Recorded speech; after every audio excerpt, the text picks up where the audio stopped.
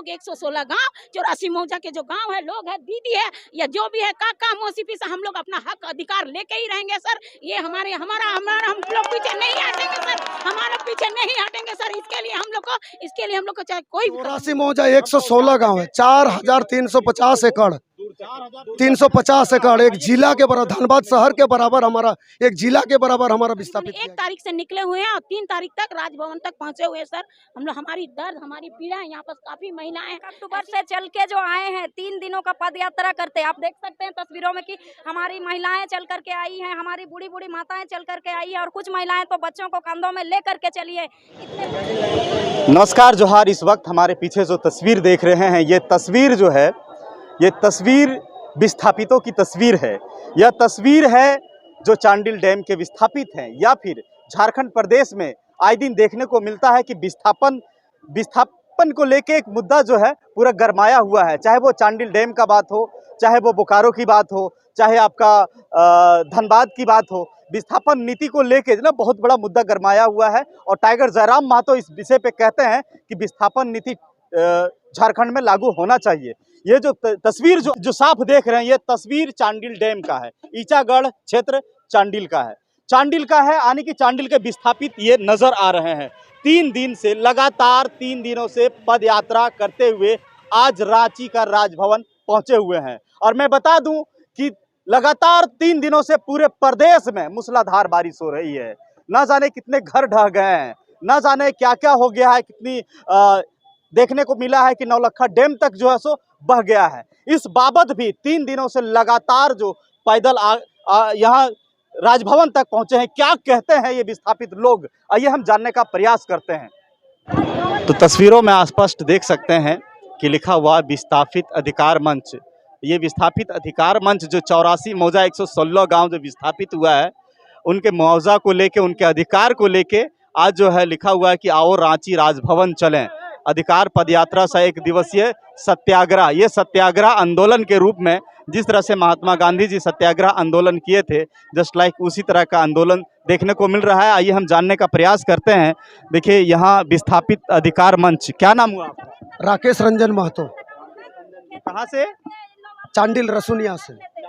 जी जी। क्या बात है, यहाँ आज आप लोग सत्याग्रह जो 1 दिवसीय सत्याग्रह किए हुए हैं, यहाँ राजभवन तक पहुँचाए हैं आप लोग पदयात्रा करते हुए, वो भी मूसलाधार बारिश के बावजूद भी।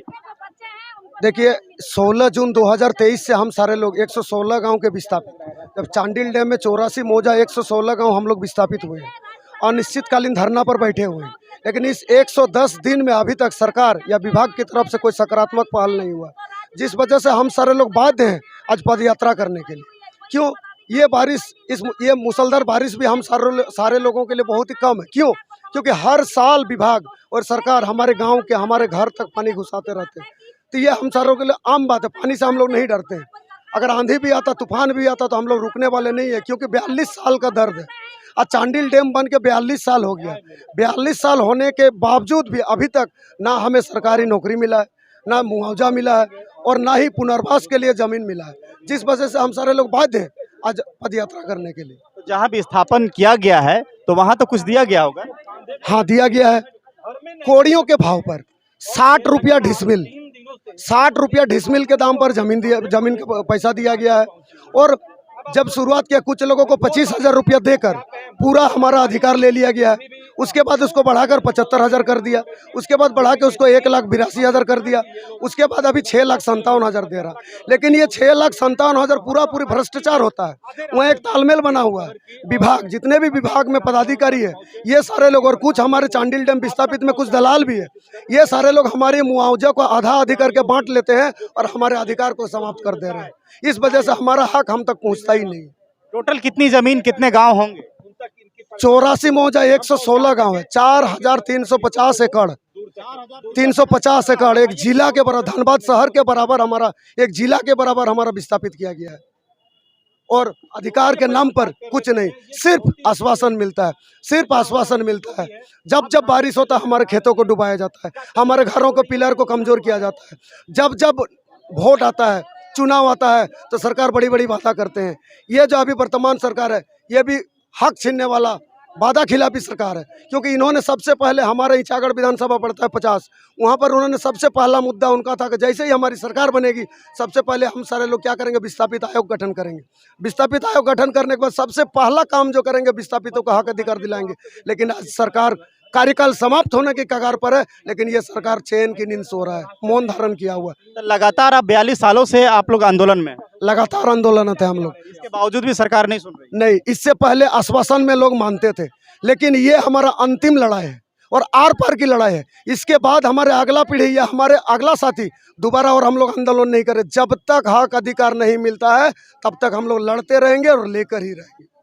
अभी कितने मुद्दे, किन किन मुद्दों को लेकर अब यहाँ पहुंचे हुए हैं? हमारा 10 सूत्री मांग है। 10 सूत्री में जो प्रमुख है, पहला है एक देश, एक राष्ट्र, एक सुप्रीम कोर्ट, एक जजमेंट होना चाहिए।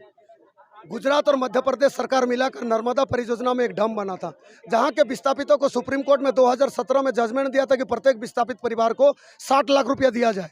उसी तर्ज के आधार पर, उसी जजमेंट के तर्ज के आधार पर हमारी भी मांगे हैं। आज की महंगाई के अनुसार अगर 2017 में 60 लाख हो सकता है तो आज के डेट में कम से कम 1 से 1.5 करोड़ हर विस्थापित परिवार को मिलना चाहिए।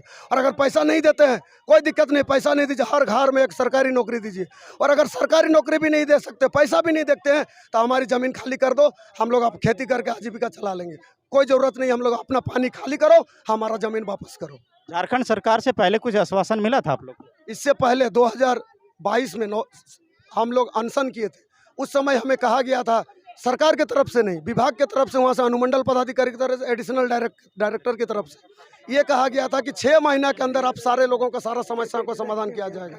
लेकिन 6 महीना किया, आज साल भर पार हो गया, लेकिन अभी तक कोई हम लोग का समाधान नहीं हुआ। तो यहाँ अभी सब लोग आवेदन देने आए?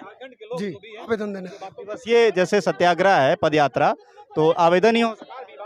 1 दिवसीय सत्याग्रह करने के बाद ज्ञापन देंगे, ज्ञापन देने के बाद हम लोग अपना अपना घर चले जाएंगे। और अनिश्चितकालीन धरना, ये हमारा अनिश्चितकालीन चलते ही रहेगा। धरना आपका चल रहा है वहाँ चांडिल में? चांडिल में धरना चल रहा है, आज 110वां दिन है। 110वां दिन? 110वां दिन। अभी तक कोई वार्ता करने के लिए नहीं आया, कोई भी नहीं आया। डर के मारे नहीं आ रहा है। किस बात का डर है उन लोग? डर इसलिए कर हर जगह हमारा भ्रष्टाचारी हुआ है, दलाल हावी है उस जगह में, पूरा पुनर्वास में विस्थापितों को लूट हो रहा है। अब देखिए, उसमें 3 भाग विस्थापितों को जब पेमेंट होता है उसमें आधा आधे करके दलाल लोग खा जाता है, ये आरोप है। आज विस्थापितों को 25 डिसमिल देने का बात था, लेकिन 25 डिसमिल नहीं देके 12.5 डिसमिल दिया जा रहा है। वो भी कहाँ दिया जा रहा है? बंजर जगह में, जहाँ एक घास भी नहीं उगेगा, उस जगह में, जहाँ हम लोग को विकास के लिए, विस्थापित के विकास के लिए जहाँ देने वाला था, आस्था अपार्टमेंट वसुंधरा स्टेट टाटा में, उस जगह अगर विस्थापित को दिया जाता तो उस जगह विस्थापित रोजी रोजगार करके खाता, लेकिन उस जगह नहीं दिया गया है। दीदी, आप लोग भी चांडिल में? जी जी। क्या कितने मुद्दे हैं आपके मांग? सर मुद्दे तो हमारे सूत्र 10, आज 40 साल की लड़ाई है सर। 116 गांव, 84 मौजा गांव, ठीक है सर। हम लोग अपना हक और धरना, हमारा चांडिल में आज करीबन 105 से भी ऊपर हो गया जो धरना स्थल पर बैठे हुए हैं। हमारे वहाँ के स्वर्ण रेखा परियोजना के पदाधिकारी ना ही कोई सुनवाई, ना ही आज तक कुछ देखने के लिए। इसलिए जहाँ भी हम लोग कुछ कार्य को आगे बढ़ाते, अपना हक अधिकार की मांग को करते हैं, तो वहाँ हमारे ऊपर गलत मतलब धारा लगा देते हैं या FIR दर्ज कर देते हैं सर। तो इसलिए हमारी मांग को हम आज राजपथ तक ले आए हैं और आपके माध्यम से हम कहना चाहेंगे, हम सड़क से लेकर सदन तक हमारी मांग को, हमारी मांग को वहाँ पर रखा जाए सर। अब देख सकते हैं कि भारी संख्या में यहाँ पर ना कोई हम लोग मंत्री, ना नेता, ना कोई पार्टी से ये भागीदारी है। हम लोग अपने 10 रुपया कलेक्शन करके सर, हम लोग अपना कलेक्शन करके 3 दिन से करीबन 1 तारीख से निकले हुए हैं और 3 तारीख तक राजभवन तक पहुँचे हुए हैं सर। हम लोग, हमारी दर्द, हमारी पीड़ा है। यहाँ पर काफ़ी महिलाएं, ऐसी महिलाएं हैं जो छोटी बच्ची को लेकर सर 3 दिन की पद यात्रा पर निकले हुए हैं। काफी पीड़ा, काफी दर्द। तो हमारे दर्द को जरा महसूस करें कि कैसी हमारे 116 गांव, 84 मौजा के गांव आए हुए हैं कि अपना हक और अधिकार को। 42 सालों से आप लोग जो है सो आंदोलन में हैं। अभी तक जो है सरकार जो है आपकी बात को नहीं सुनी हुई है। आगे आज भी अधिकार पद यात्रा एक दिवसीय जो सत्याग्रह आपका है, अगर नहीं सुनती है तो आगे का क्या रणनीति हो सकता है आपका? रणनीति यही रहेगी कि हमारा जो है हम जारी रखेंगे सर। इसको अगर यहाँ नहीं सुनती तो हम लोग सुप्रीम कोर्ट तक जाएंगे सर, लेकिन हम लोग अपना अधिकार दिल्ली तक जाएंगे। लेकिन हम लोग 116 गांव 84 मौजा के जो गांव है, लोग है, दीदी है या जो भी है, काका मौसी से हम लोग अपना हक अधिकार लेके ही रहेंगे सर। ये हमारा हम लोग पीछे नहीं हटेंगे सर, हमारा पीछे नहीं हटेंगे सर। इसके लिए हम लोग को चाहे कोई भी कदम उठाना पड़े। जी बिल्कुल, यहाँ तस्वीरों में आप देख सकते हैं कि एक जो है पढ़ने की उम्र की बच्चियां भी यहाँ आई हुई है। क्या कुछ कहती है, क्या कुछ कहेंगे आज इस सत्याग्रह को लेकर? देखिए, हमारे झारखंड वासियों का ये देखिए बहुत ही ये जो दर्द है, विस्थापन का जो दर्द है, इसको ना तो सरकार समझती है, ना सुनती है, ना इनको न्याय देती है। तो आज ये जो 1 अक्टूबर से चल के जो आए हैं 3 दिनों का पद यात्रा करते, आप देख सकते हैं तस्वीरों में कि हमारी महिलाएं चल करके आई हैं, हमारी बूढ़ी बूढ़ी माताएं चल करके आई हैं और कुछ महिलाएं तो बच्चों को कंधों में ले करके चली है इतने बारिश में भी। तो कहीं ना कहीं इन जो विस्थापितों का जो दर्द है ये इनकी इन तस्वीरों में झलकता है। और ये जो विस्थापितों को हम चाहते हैं कि विस्थापितों को न्याय मिले और इनका जो मुआवजा, जिनका भी मुआवजा बाकी है, उनको उनका जो उचित मुआवजा है, आज के जो ज़मीन का जो वैल्यू है उस रेट के हिसाब से उनको उनका मुआवजा मिले और उनके जो घर के जो बच्चे हैं, उनके जो युवा हैं, उनको रोजगार मिले, उनको नियोजन दे, नियोजन उनका सुनिश्चित करे सरकार।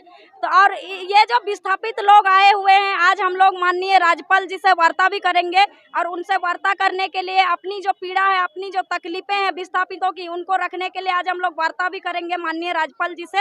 तो ये सारे मुद्दों को लेकर के आज हम लोग यहाँ आए हैं राजभवन में।